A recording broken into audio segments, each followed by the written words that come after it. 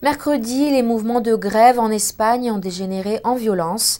La population est en souffrance et le pays dans la pauvreté suite à la crise européenne et aux mesures d'austérité prises par le gouvernement.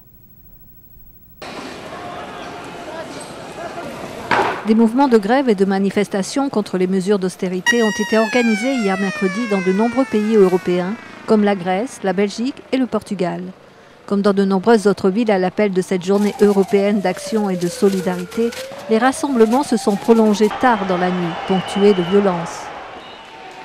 À Madrid, en Espagne, des manifestants ont allumé des feux dans les rues du centre-ville et autour du Parlement.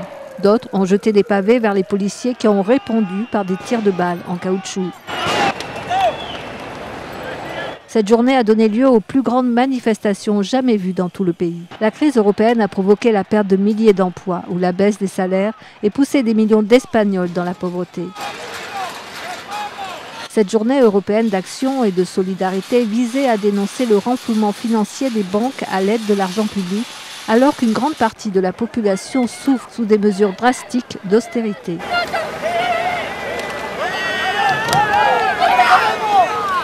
Plus de 135 personnes ont été arrêtées en Espagne et 70 autres blessées dans les affrontements.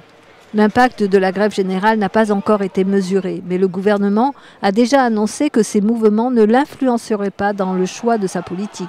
Selon le ministre espagnol des Finances, Luis de Guindos, le chemin emprunté par le gouvernement est la seule voie possible pour sortir de la crise.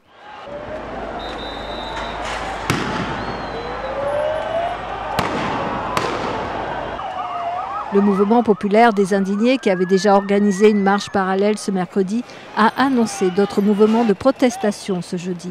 Selon les syndicats, plus de 9 millions de travailleurs auront participé à la grève générale de ce mercredi 14 novembre.